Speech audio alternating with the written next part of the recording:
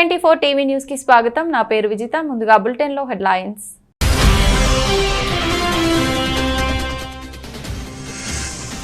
Ukraine security chief కు రష్యాతో లింకులు.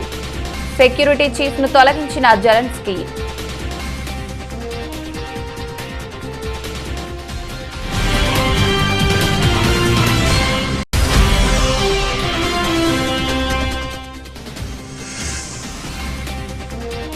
రాష్ట్రపతి ఎన్నికల్లో తొలి ఓటు వేసిన మోడీ.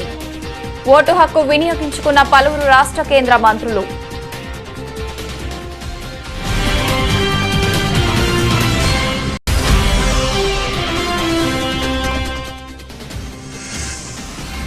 ఆంధ్రప్రదేశ్ శాసనసభ ప్రాంగణంలో ప్రారంభమైన రాష్ట్రపతి ఎన్నికల ప్రక్రియ. తొలుత ఓటు హక్కు వినియోగించుకున్న సీఎం జగన్.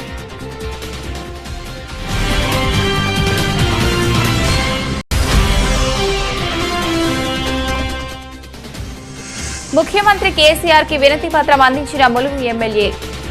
స్థానిక సమస్యలపై దృష్టి సారించాలని కేసీఆర్ ను కోరిన సీతక్క.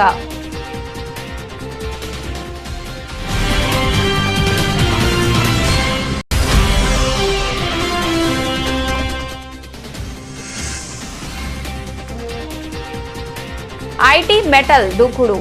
లాభాల్లో కొనసాగుతున్న స్టాక్ మార్కెట్లు.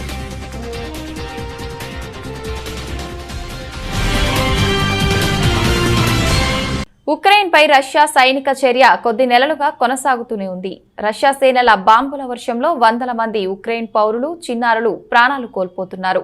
రష్యాపై ఆంక్షలు విధిస్తున్నా వెనక్కి తగ్గేదే లేదంటున్నారు ఆ దేశ అధ్యక్షుడు వ్లాదిమిర్ పుతిన్. ఇదిలా ఉండగా ఉక్రెయిన్ డొమెస్టిక్ సెక్యూరిటీ స్టేట్ ప్రాసిక్యూటర్లకు షాక్ ఇచ్చారు ఆ దేశ అధ్యక్షుడు వోలోదిమిర్ జెలెన్స్కీ. వారిని విధుల్లోంచి తప్పించారు. వారిపై వందలాది దేశద్రోహం, రష్యాతో సంబంధాల కేసులు ఉన్నాయంటూ పేర్కొన్నారు. మాస్కో మిలిటరీ ఆపరేషన్ను తీవ్రతరం చేసేందుకు వారు సహకరించారని ఆరోపించారు. రష్యా ఆక్రమిత ప్రాంతాల్లోని ఎస్బీయూ, సెక్యూరిటీ సర్వీస్, ప్రాసిక్యూటర్ కార్యాలయాల్లో పనిచేస్తున్న 60 మందికి పైగా అధికారులు ఉక్రెయిన్కు వ్యతిరేకంగా పనిచేస్తున్నారు.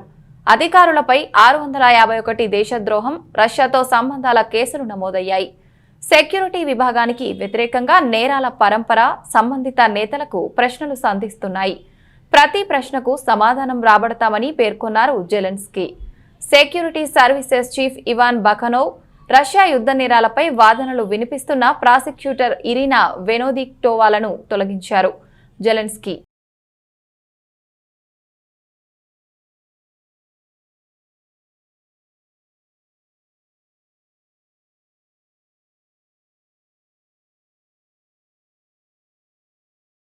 రాష్ట్రపతి ఎన్నికల పోలింగ్ మొదలైంది.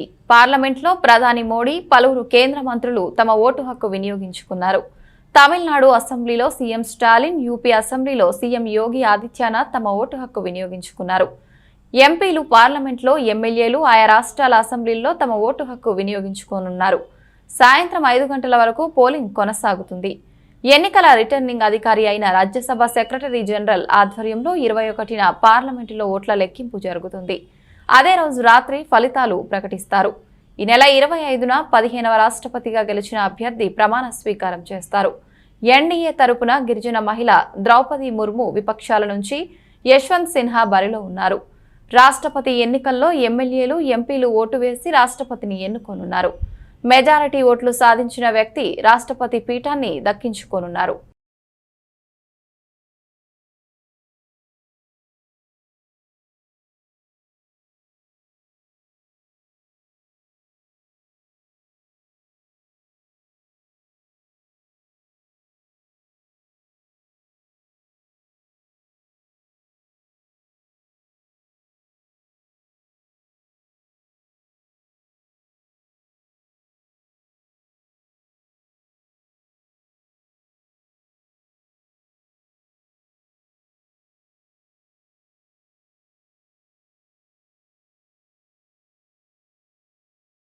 ఆంధ్రప్రదేశ్ శాసనసభ ప్రాంగణంలో నేటి ఉదయం 10 గంటల నుండి రాష్ట్రపతి ఎన్నికల ప్రక్రియ ప్రారంభం కానుంది. ఆంధ్రప్రదేశ్ రాష్ట్ర ముఖ్యమంత్రి వైఎస్ జగన్మోహన్ రెడ్డి తొలుత ఓటు హక్కును వినియోగించుకోవడంతో ఎన్నికల ప్రక్రియ ప్రారంభమైంది. అనంతరం రాష్ట్ర శాసనసభ స్పీకర్ తమ్మినేని సీతారాం తమ ఓటు హక్కును వినియోగించుకున్నారు. తదుపరి రాష్ట్ర మంత్రులు బుగ్గన రాజేంద్రనాథ్, పెద్దిరెడ్డి రామచంద్రారెడ్డి, కారుమూరి నాగేశ్వరరావు, మేరుగు నాగార్జున, ఆర్కే రోజా, ఉషశ్రీ చరణ్, తానేటి వనిత తదితరులు వరుసగా తమ ఓటు హక్కును వినియోగించుకున్నారు. తదుపరి ఉప ముఖ్యమంత్రి అంజాద్ బాషా తమ ఓటు హక్కును వినియోగించుకున్నారు.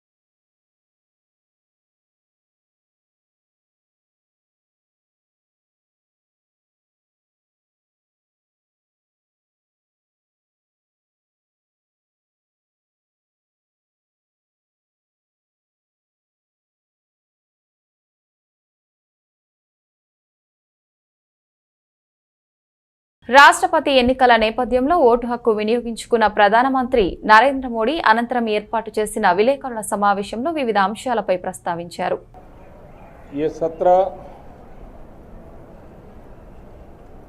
मौसम से तो जुड़ा हुआ है. अब दिल्ली में भी वर्षा अपना दस्तक देना प्रारंभ किया है, लेकिन फिर भी न बाहर की गर्मी कम हो रही है और पता नहीं अंदर भी गर्मी कम होगी कि नहीं होगी.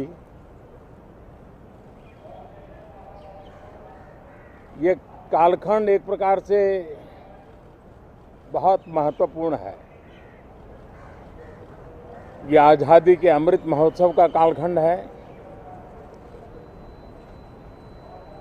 15 अगस्त का विशेष महत्व है और आने वाले 25 साल के लिए देश जब शताब्दी मनाएगा तो हमारी 25 साल की यात्रा कैसी रहे, हम कितनी तेज गति से चले, कितनी नई ऊंचाइयों को पार करें, इसके संकल्प लेने का एक कालखंड है. और उन संकल्पों के प्रति समर्पित होकर के देश को दिशा देना, सदन देश का नेतृत्व करे, सदन के सभी माननीय सदस्य राष्ट्र में नई ऊर्जा भरने के लिए निमित्त बने. उस अर्थ में ये सत्र भी बहुत महत्वपूर्ण है. ये सत्र इसलिए भी महत्वपूर्ण है कि इसी समय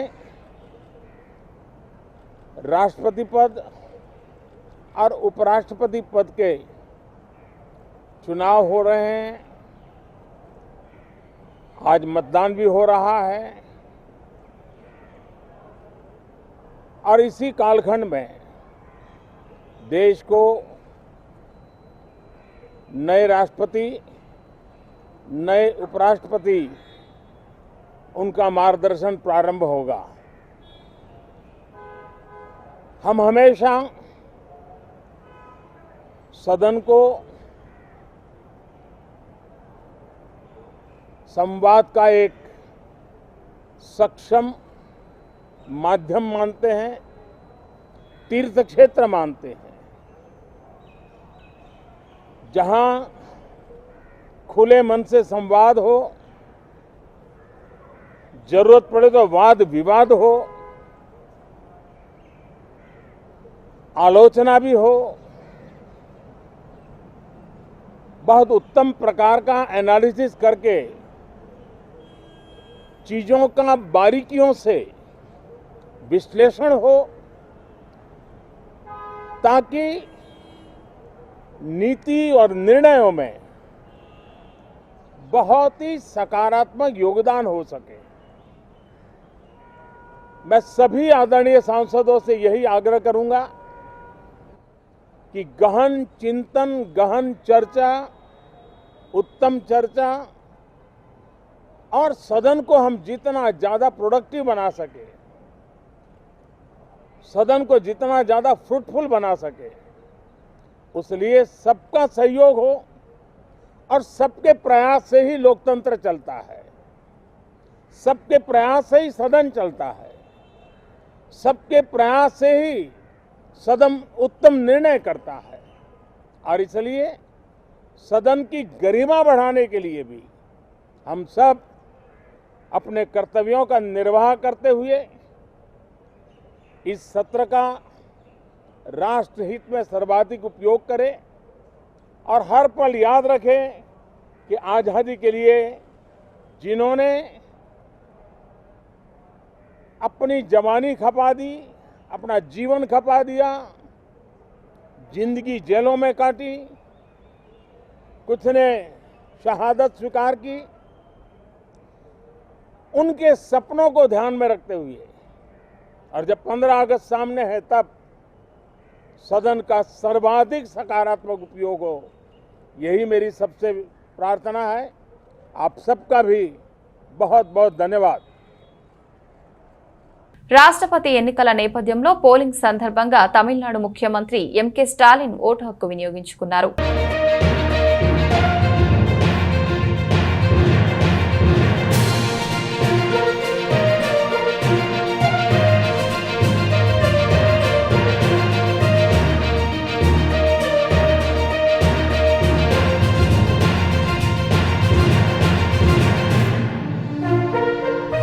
రాష్ట్రపతి ఎన్నికల నేపథ్యంలో ఉత్తరప్రదేశ్ ముఖ్యమంత్రి యోగి ఆదిత్యనాథ్ ఓటు హక్కు వినియోగించుకున్నారు.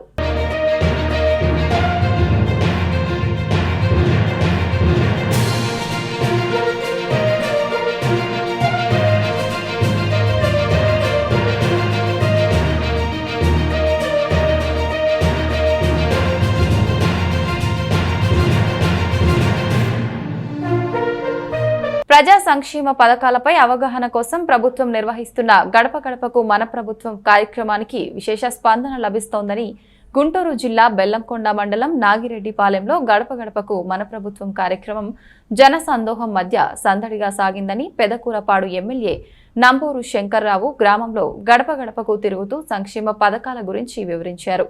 వాటి అమలులో ఏవైనా ఇబ్బందులు ఉన్నాయా అని ప్రత్యేకంగా అడిగి తెలుసుకున్నారు. సంక్షేమ పథకాల అమలులో ఎలాంటి ఇబ్బందులున్నా తన దృష్టికి తేవాలని గ్రామస్తులకు సూచించారు. పేదల సంక్షేమంతో పాటు గ్రామ స్వరాజ్య స్థాపన కోసం కృషి చేస్తున్న సీఎం జగన్మోహన్ రెడ్డికి ప్రజలు అండగా ఉండాలని కోరారు. నాగిరెడ్డిపాలెంలో ఎమ్మెల్యే నంబూరు శంకర్రావు పర్యటనకు ప్రజల నుంచి అపూర్వమైన స్పందన లభించడం విశేషం. మా పార్టీ కాబట్టి ఇచ్చేవాళ్ళు కాదు, మా కులం కాబట్టి ఇచ్చేవాళ్ళు కాదు, ఇట్లా ఉండేది. కానీ ఈ రోజున జగన్మోహన్ రెడ్డి గారు పార్టీకి లేదు, కులం లేదు, మతం లేదు, అందరికీ అర్హులైన ప్రతి ఒక్కరికి కూడా ఈ సంక్షేమ కార్యక్రమాలు అందుతున్నాయి. మరి ఎవరైనా అందుతున్నాయా లేదా అనేది కూడా మేము రావడం జరుగుతుంది. ఎవరికైనా అందకపోతే మరి పార్టీ పరంగా కూడా ఏదైనా అందకపోయినా కూడా మేము ఇప్పుడు ఆ ప్రాబ్లం తీర్చడానికే ప్రతి గ్రామానికి ప్రతి ఇంటికి వచ్చి వాళ్ళకి ఏమైనా ఇబ్బంది ఉందా అని తెలుసుకొని ఆ ప్రాబ్లం కూడా తీర్చే విధంగా కూడా మేము మరి ప్రయత్నం చేస్తున్నాము. మరి జగన్మోహన్ రెడ్డి గారు ఎక్కడ అవినీతి లేకుండా పాలన జరుగుతుంది. గత ప్రభుత్వాలకి ఇప్పుడు ఈ ప్రభుత్వానికి అనేది తేడా కూడా చూడాలి, ప్రజలు కూడా చూడాలి. అది మీ ద్వారా నేను తెలియజేస్తున్నాను. మరి గత ప్రభుత్వంలో లంచాలు ఇస్తే కానీ మరి ఈ స్కీములు వచ్చాయి, వాళ్ళకి లంచం ఇస్తే కానీ వాళ్ళ పొలం ఆన్లైన్ అయ్యేది. మరి ఇట్లాగా ఏదైనా సరే ఇప్పుడు ఈ లంచాలు లేకుండా ప్రభుత్వం అనేది నడుస్తుంది. అది జగన్మోహన్ రెడ్డి గారి ప్రభుత్వం అని చెప్పి మరొకసారి మీ ద్వారా నేను తెలియజేస్తున్నాను. మన నియోజకవర్గంలో కూడా దాదాపు 850 మందికి ఇవ్వడం జరిగింది. మన నియోజకవర్గంలో కూడా లబ్ధి పొందారు ఒక్కొక్కరు 10,000 కాడికి. మరి గత ప్రభుత్వంలో ఎవరికి కూడా ఇలాంటి స్కీములు ఇవ్వలేదు. ఎన్నో స్కీములు మరి ఈ రోజున జగన్మోహన్ రెడ్డి గారు చెప్పనివి కూడా అన్నీ అమలుపరుస్తున్నాడు. ఏ డేట్కి అయితే చెప్పాడో ఆ డేట్కి అమౌంట్ ద్వారా ఎవరు మధ్యవర్తులు లేకుండా ఎవరైతే అర్హులో వాళ్ళకి మరి బటన్ నొక్కి మరి వాళ్ళ అకౌంట్లోకి రావడమే జరుగుతుంది. మరి ప్రతి చిన్నదాన్ని కూడా తెలుగుదేశం ప్రభుత్వం వాళ్ళు రాజకీయం చేయటం, మరి ఒక స్కీమ్ కాదు, ఇంగ్లీష్ మీడియం పెడితే ఇంగ్లీష్ మీడియం మీద రాజకీయం చేయటం. అట్లాగే మరి స్కూల్స్ ఒక దగ్గరలో ఉన్న స్కూల్కి పెద్ద స్కూల్కి కలిపితే దాన్ని ఒక రాజకీయం చేయటం. అక్కడ కలపటం వల్ల ఏం జరుగుతుందంటే అందరికీ తెలియని విషయం ఏంటంటే, ఇది ఒక స్కూల్లో చిన్న గ్రామంలో విలేజ్ స్కూల్లో ఉంటే ఒక రూమ్లో 1వ తరగతి నుంచి 5వ తరగతి వరకు పిల్లల్ని కూర్చోబెట్టి ఒక టీచర్ 2 టీచర్లు ఉండి చదువుతున్నారు. వాళ్ళకి కనీసం కూర్చోడానికి రూమ్ కూడా ఉండదు. మరి 5 క్లాసులు ఒకేసారి ఒక టీచర్ చెప్తే ఆ పిల్లలకి చదువు వచ్చిద్దా? ఒకసారి మీ ద్వారా నేను తెలియజేస్తున్నాను, ఒకసారి ఆలోచించండి. అదే ఏ క్లాస్కి ఒక టీచర్ ఉంటే, ఒక్కొక్క క్లాస్కి ఒక్కొక్క టీచర్ ఉంటే చదువు వచ్చిద్దా? 5 క్లాసులు కలిసి ఒకే రూమ్లో కూర్చోబెట్టుకుంటే మన పిల్లల చదువు వచ్చిద్దా? అందుకనే జగన్మోహన్ రెడ్డి గారు మరి పక్కన 1 కిలోమీటర్ 2 కిలోమీటర్లో మంచి స్కూల్, పెద్ద స్కూల్ ఉంటే ఆ స్కూల్లో తీసుకెళ్ళి ఏ స్కూల్లో టీచరు ఏ క్లాస్ రూమ్కి ఒక టీచర్ని ఏర్పాటు చేసి మరి పిల్లల్ని చదువుకోవాలని చెప్పి మరి ఆ స్కూల్లో బాగు చేపించడం కానీ, నాడు నేడు ద్వారా డెవలప్ చేయడం కానీ, మరి అమ్మఒడి ద్వారా డబ్బులు పంపించడం కానీ, మరి వాళ్ళకి స్కూల్ డ్రెస్సులు కానీ, మరి బుక్స్ కానీ, మరి వాళ్ళకి టై, షూస్, మరి సాక్స్ అన్ని రకాలుగా 15,000 రూపాయలు ఇవ్వడం కానీ, ఇన్ని రకాల డెవలప్మెంటు ఇంతకుముందు ఏ గవర్నమెంట్ అయినా చేసిందా? మరి ఎక్కడైనా స్కూల్స్ రూములు లేకపోతే రూములు కట్టించడం, మరి మన నియోజకవర్గంలోనే దాదాపుగా మరి ఒక 50 కోట్ల రూపాయలు వెచ్చించి మరి నాడు నేడు ద్వారా డెవలప్ చేయటం, స్కూల్స్ లేకపోతే రూమ్స్ కట్టేయటం సుమారు 50 కోట్లు. అంటే మరి గత ప్రభుత్వాల్లో కనీసం ఒక రూమ్కి శాంక్షన్ చేయించడానికి సంవత్సరాల తరబడి పెట్టేది, ఒక రూమ్ శాంక్షన్ చేయడానికి. కానీ ఈ రోజున మరి కొన్ని హై స్కూల్సే మనం కట్టిస్తున్నాం ఇప్పుడు.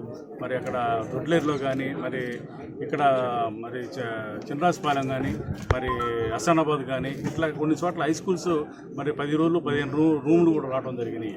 మరి ఇంత డెవలప్మెంట్ అంటే ఇది డెవలప్మెంట్ కింద రాదా అని నేను ప్రత్యేకంగా అడుగుతున్నాను. మన మండలంలో తీసుకోండి, మన మండలంలోనే గతంలో ఎప్పుడు వేసారు? 20 సంవత్సరాల క్రితం రోడ్లు, 20 సంవత్సరాల క్రితం వేసుకుంటారు నాకు తెలిసి. మరి వెంకటాయపాలెం రోడ్డు ఇంతవరకు దాన్ని ఎవరు వేసిన పాపన పోలేదు. మరి అది మనం చేస్తున్నాం. మరి అట్లాగే కొత్తపాలెం రోడ్డు మనం చేస్తున్నాం ఇప్పుడు. ఇది ప్రజాక్షేత్రంలో ఉంటూ ప్రజా సమస్యల పరిష్కారం కొరకై అధికార పక్షంపై అలుపెరుగని పోరాటం చేస్తున్నామని కాంగ్రెస్ పార్టీ పీసీసీ అధ్యక్షులు అనుముల రేవంత్ రెడ్డి పేర్కొన్నారు.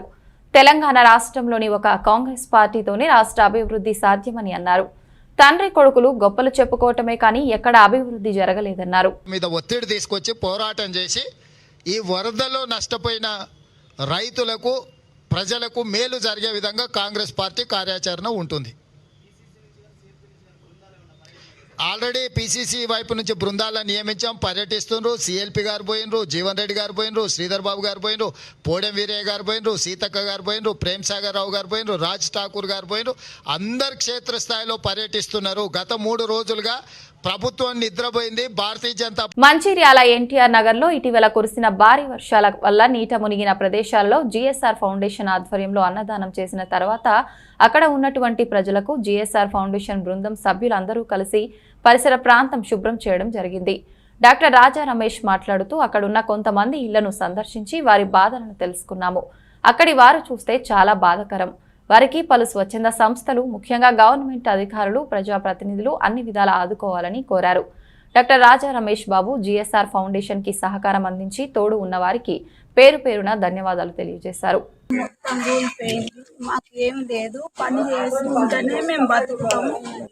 మాకు తిందామంటే తిండికి లేదు, పండుకున్నామంటే ఇల్లు లేదు. మా పరిస్థితులు ఏం చేస్తారు చెప్పండి. ఇక మీరే కూలి పని చేసుకొని బతకటంలో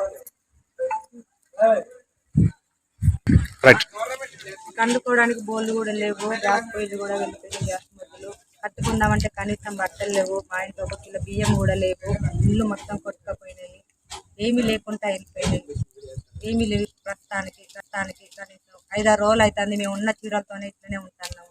మాకు గవర్నమెంట్ ఏమన్నా డాక్టర్ గారు మా పరిస్థితి చూసి 2-3 రోజుల నుంచి మాకు అన్నం పెడుతుండ్రు. ఇప్పుడు అదే అన్నం నేను పెట్టుకున్నాం. ఈ 2-3 రోజులు సార్ లాగానే ఇంకెవరన్నా ముందుకు వచ్చి మాకు ఏమన్నా సహాయం చేయగలగరని కోరుకుంటున్నాము. మామూలుగా ఆటోలు ఉన్నాయి, పాత ఆటోలు ఉన్నాయి, రిపేర్ కూడా చేసుకోకపోతున్నాం సార్ పైసలు లేక. మొత్తం మాకు ఇబ్బందులు ఎదురవుతున్నాయి. మాకు అంత బాధనే, మా జీవితాలు మొత్తం ఇట్టనే గడుస్తున్నాయి. 25 సంవత్సరాలు అయిపోయి ఇక్కడికి వచ్చి.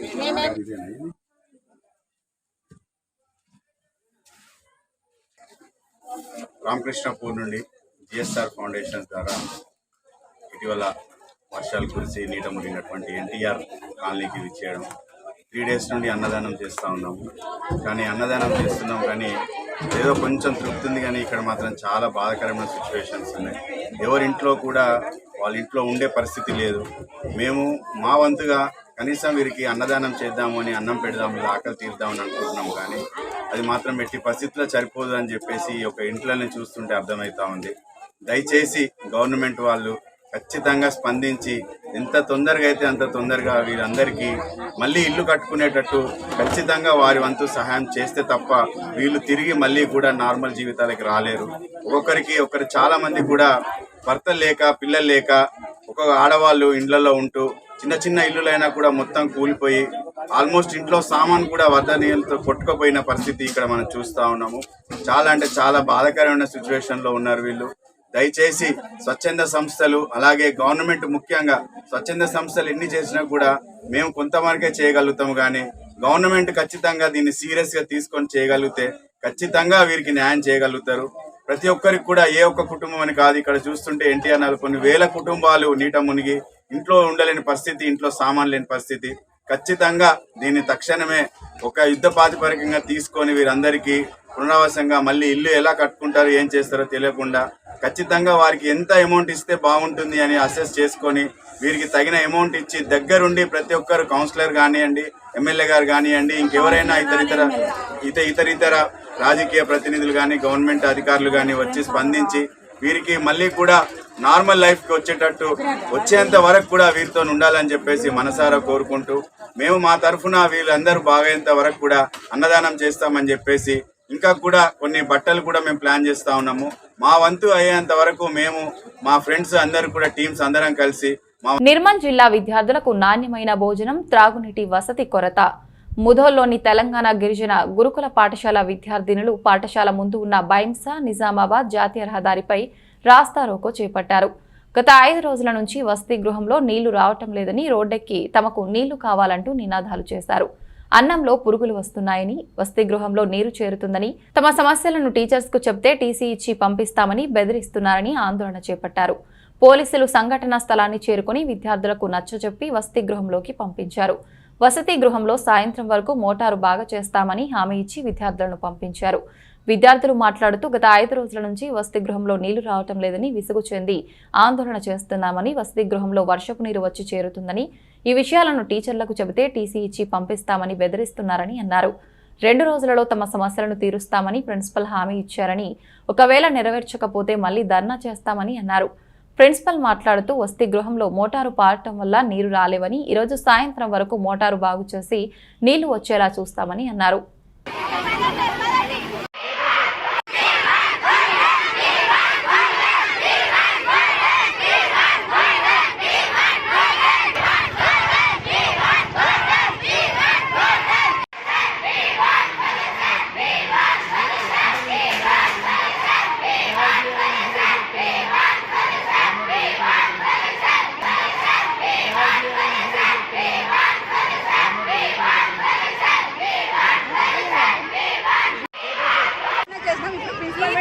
రేపటిలోపు మాకు మోటార్ వేపిస్తానే, లేకుంటే మోటార్ వేయకపోతే మాకు ఇష్టం వచ్చినట్టు చెప్పమని రేపు మా ఇష్టాలు ఏంటో చూపిస్తాం. ఫుడ్ బాగా, రైస్ ఒకటే బాగాలేదు. ఆ రైస్ కి రీసైకిల్ చేపారు, దాంట్లో పురుగులు అంటే పురుగులు వస్తున్నాయి. మంచి చేసే వాళ్ళు కూడా ఎంత చేస్తారు, మంచి చేసే వాళ్ళకేమో అక్కడ 5,000 ఇస్తారంట, వాళ్ళు చేయడానికి వస్తారు. ఒక్క రైస్ మాత్రమే బాగాలేదు, దాన్ని రీసైకిల్ చేయమని చెప్పండి. హెవీ రెయిన్స్ ప్రాబ్లం వల్ల మొన్న నైట్ మోటార్ కాలిపోయింది, స్టార్టర్ కాలిపోయింది. కాబట్టి నిన్న సండే రోజు ఎలక్ట్రిషియన్ ఎవరు అవైలబుల్ లేరు. ఈరోజు చేపిస్తా, ఈరోజు కంపల్సరీ ప్రాబ్లం సాల్వ్ చేస్తా. కొంచెం లేట్ అయింది, ట్యాంకర్స్ తెప్పించాను. వాటర్ 4 o'clock వరకు సాల్వ్ చేస్తాను. ఈ రోజు ఈవినింగ్ 4 o'clock వరకు నేను కంపల్సరీ మోటార్ తెప్పిస్తా, కొత్త మోటార్ తెప్పిస్తా, కంపల్సరీ వాటర్ ప్రాబ్లం సాల్వ్ చేస్తాను. సిద్దిపేట జిల్లా హుస్నాబాద్, అక్కన్నపేట మండలాల్లోని పలు అంగన్వాడీ కేంద్రాల్లో గత కొన్ని రోజులుగా కుళ్ళిన గుడ్లు వస్తుండటంతో ప్రజలు అవాక్కవుతున్నారు. అక్కన్నపేట మండలం మోత్కుపల్లిలో కుళ్ళిన కోడిగుడ్లు మళ్లీ రావడంతో ప్రజలు నివ్వెరపోతున్నారు. కేంద్ర రాష్ట్ర ప్రభుత్వాలు అంగన్వాడీ కేంద్రాల ద్వారా గర్భిణీ స్త్రీలు, బాలింతలు, చిన్నపిల్లలకు పౌష్టికాహారం అందించాలనే సదుద్దేశం ఈ విధంగా నీరుగారుతోంది. గుడ్లను సప్లై చేస్తున్న కాంట్రాక్టర్ కుళ్ళిన గుడ్లను సప్లై చేయటం ఈ నెలలో ఇది 3వసారి. దీంతో అంగన్వాడీ కేంద్రాలకు వెళ్లి గుడ్లు పౌష్టికాహారం తీసుకోవాలంటే గర్భిణీ స్త్రీలు బాలింతలు జంకుతున్నారు. ఇదివరకే కుళ్ళిన గుడ్ల విషయమై ఉన్నతాధికారులకు ఫిర్యాదు చేయగా కొన్ని రోజులుగా మంచి గుడ్లు సప్లై చేసేలా చూశారు.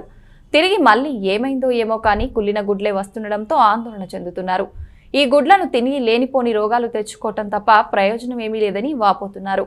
గుడ్లను సప్లై చేస్తున్న కాంట్రాక్టర్పై చర్యలు తీసుకుని నాణ్యమైన గుడ్లను గర్భిణీ స్త్రీలు, బాలింతలు, చిన్నపిల్లలకు అందేలా చూడాలని ప్రజలు కోరుతున్నారు. ఇవి అంగన్వాడీలో ఇచ్చిన కోడిగుడ్లు జస్ట్ ఇప్పుడే ఇచ్చారు. అది ఎంత మంచిగా ఉన్నాయి గుడ్లు, సూపర్ ఉన్నాయి. ఇలా పిల్లలు కూడా రెడీ అవుతున్నాయి, ఇట్లా తినాలి, హైలైట్ ఉంటుంది. ఇట్లా ఇస్తే ఆరోగ్యం కోసం తింటారా అంగన్వాడీలా? లేకపోతే ఇవి తినడం కంటే ఈ బడికి రాకపోవడం బెటర్ కదా. ఏంది గుడ్లు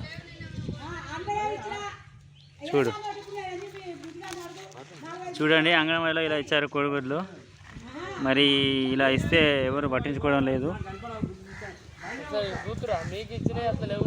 ముఖ్యమంత్రి కేసీఆర్ కి వినతి పత్రం అందించిన ములుగు ఎమ్మెల్యే సీతక్క ఈరోజు ఏటూరు నాగారం గోదావరి వరద ముంపు గ్రామాలను పరిశీలించడానికి వచ్చిన ముఖ్యమంత్రి కేసీఆర్ కి వినతి పత్రం అందించిన ములుగు ఎమ్మెల్యే సీతక్క ఈ సందర్భంగా మాట్లాడుతూ ములుగు నియోజకవర్గంలోని ఏటూరు నాగారం, కన్నాయిగూడెం, మంగపేట, తాడ్వాయి, గోవిందరావుపేట, కొత్తగూడ మరియు గంగారం మండలాల్లో ఒక పక్క వర్షపు నీరు, మరోపక్క గోదావరి ప్రవాహంకు ఇండ్లలోని పంట పొలాల్లోకి నీళ్లు చేరి ఇండ్లు పూర్తి స్థాయిలో నేలమట్టమైంది. వరి నారులు, ప్రత్తి మొక్కలు మరియు మొక్కజొన్న పంటలు పూర్తిగా దెబ్బతిని రైతులు మరియు ప్రజలు చాలా ఇబ్బందులకు గురై పునరావాస కేంద్రాలలో బ్రతుకు జీవుడా అని ప్రాణాలను అరిచేతుల్లో పట్టుకుని బ్రతికారు అని సీతక్క ముఖ్యమంత్రి కేసీఆర్ కి వివరించారు. చెప్పినాము, ఇప్పటిదాకా అడిగినాం, వారు ఏమి ఇస్తారా ఏమి ఇయ్యరా రేపటి ముచ్చట. సరే, ఇప్పుడైతే వారు 10,000 లెక్క ఇస్తాము, ఇన్ని బియ్యము, ఇంత పప్పు కూడా ఇస్తామన్నారు. కానీ అప్పటిదాకా మా ప్రజలు బతకాలి కాబట్టి మేము ఇది తక్షణంగా నిన్ననే ఇవ్వాల్సింది. కానీ నిన్న మీరు అక్కడ ఇంకా ఉన్నారు కాబట్టి ఇప్పుడు ఇంటికి వచ్చిన తర్వాత నేను పొద్దున కూడా కొన్ని తినే వస్తువులు అందుబాటులో లేవు, మరి క్యాంపులలో అక్కడ పోయలేని పరిస్థితి ఉంది. కాబట్టి మేము మరి మన ప్రజలను కాపాడుకోవాలనే ఉద్దేశంతో మొన్నటి నుంచే కొన్ని ఊర్లలో బియ్యము, పప్పు, ఉప్పు, నూనె అవన్నీ ఇస్తూనే ఉన్నాము. ఈరోజు కూడా మనకు తోడుగా మరి తుంగతుర్తి నుంచి హైదరాబాదు అటు నుంచి ఆరాధ్య ఫౌండేషన్ నుంచి సోదరుడు శ్రీకాంత్ గారు, అదేవిధంగా శ్రీకాంత్ రాజు, వారి మిత్ర బృందము నల్గొండ నుంచి కూడా మనకి ఈరోజు ఈ కిట్టు ఇంటికి 10 కిలోల బియ్యము, ఇంత నూనె, పప్పు, ఉల్లిగడ్డ, అదేవిధంగా కూరగాయలు వారు ఇస్తూ ఉన్నారు. మేము కూడా కొంత ఇవాళ ఒక 300 మందికి మొత్తం మన ఊర్లో పంచుతాను. మళ్ళీ ఎల్లుండి రేపు కొన్ని చదువుకొని మళ్ళీ కొన్ని అందరికి ఒకటేసారి ఇవ్వలేను, ఇస్తాము. ఇప్పటి వరకు ఇంకా రాలేదు, ఇస్తానైతే ముఖ్యమంత్రి గారు అన్నారు. ఇస్తారని మేము కూడా ఆశతో ఎదురు చూస్తున్నాం. అప్పటిదాకా మీరు ఇబ్బంది పడొద్దని ఓ వారానికి సరిపడా 10 కిలోల బియ్యము, ఉప్పు, పప్పు, ఉల్లిగడ్డ, నూనె, ఇన్ని కూరగాయలు, పెద్ద మనుషులు ఇట్లాంటి ముసలమ్మల దుప్పటి, ఇంటికి ఒక దుప్పటి కూడా మేము ఇస్తూ ఉన్నాము. ఈ అన్న వాళ్ళు వాళ్ళ తరఫున మనకు తెలుసు కాబట్టి అరే సీతక్క అక్కడ ఆ ప్రాంతంలో కష్టపడుతుంది, మేము కూడా మా వంతు సహకారం చేద్దాం, ఆమె ఒకటే చేయలేదని ఇట్లా వాళ్ళు రావడం జరిగింది. ఇప్పుడు వాళ్ళు ఇచ్చేటి కొంతమందికి ఇస్తాము. తర్వాత మొత్తం ఇల్లు తిరిగి ఏ ఇంటికి ఆ ఇంటికి ఇస్తాం. ఇష్టము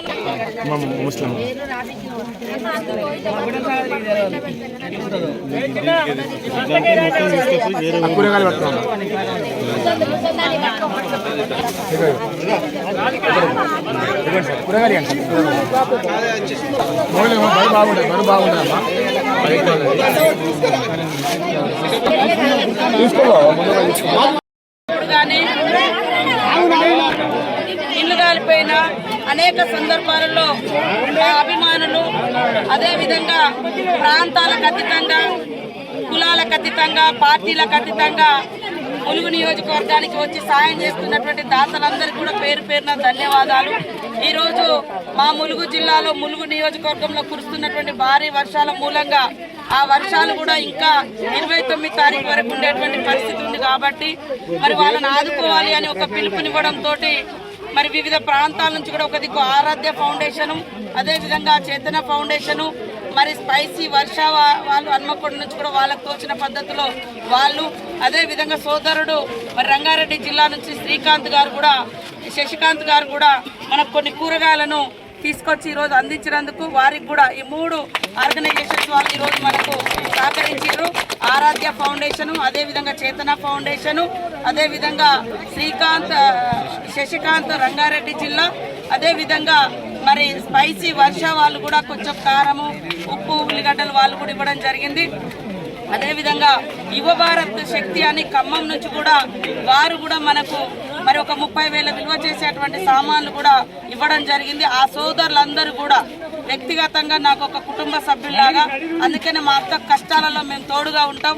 మా అక్క కష్టం అంటే ప్రజల కష్టం, ప్రజల కష్టం అంటే సీతక్క కష్టం అనే విధంగా కూడా స్పందిస్తూ ఉన్నారు. అదేవిధంగా మా కాంగ్రెస్ పార్టీ నాయకులు, కార్యకర్తలు కూడా వరద ప్రాంతాలలో పర్యటిస్తూ వాళ్ళకు తోచిన పద్ధతిలో కూడా వారు సాయం చేయడం జరిగింది. అందరికి కూడా ఈ రోజు వరకు వచ్చినటువంటి 4 ఆర్గనైజేషన్స్ వారికి మొన్న దుప్పట్లు కూడా మనకు మరి రమేష్ రెడ్డి గారు అందివ్వడం జరిగింది. వారికి కూడా ప్రత్యేక ధన్యవాదాలు. ఇంకా వేరే వేరే సంస్థలు వాళ్ళని కోరుకుంటూ ఈరోజు మరి వారి ద్వారా కూడా కొంతమందికి ఇప్పించి ఇంటింటికి చెద్దర చలికి ముసలోళ్ళు ఉంటారు, ఏదో చేసుకోవాలనే ఉద్దేశంతో మనం ఇస్తా ఉన్నాము. దయచేసి మీరు దీన్ని అన్యదా భావించవద్దు. మరి ఇది ఒక ప్రేమతోటి మీ కష్టాలలో మేము భాగం పంచుకోవడం కోసం చేసే ప్రయత్నం కాబట్టి ఇప్పుడు మరి శ్రీకాంత్ గారిని పేర్లు ఎవరు రాస్తాము.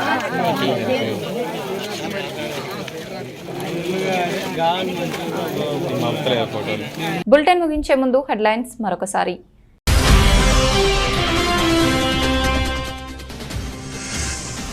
ఉక్రెయిన్ సెక్యూరిటీ చీఫ్ కు రష్యాతో లింకులు, సెక్యూరిటీ చీఫ్ ను తొలగించిన జెలెన్స్కీ.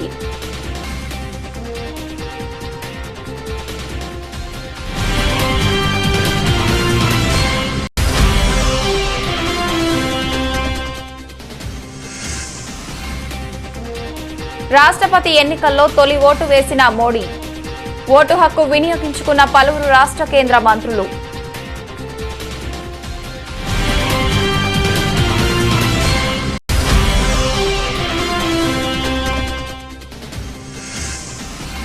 ఆంధ్రప్రదేశ్ శాసనసభ ప్రాంగణంలో ప్రారంభమైన రాష్ట్రపతి ఎన్నికల ప్రక్రియ. తొలుత ఓటు హక్కు వినియోగించుకున్న సీఎం జగన్.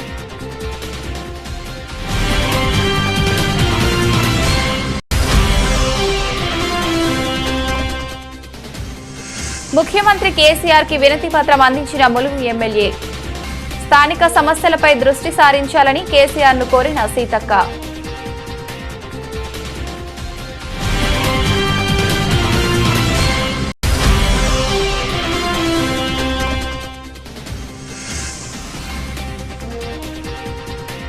ఐటీ మెటల్ దూకుడు, లాభాల్లో కొనసాగుతున్న స్టాక్ మార్కెట్లు.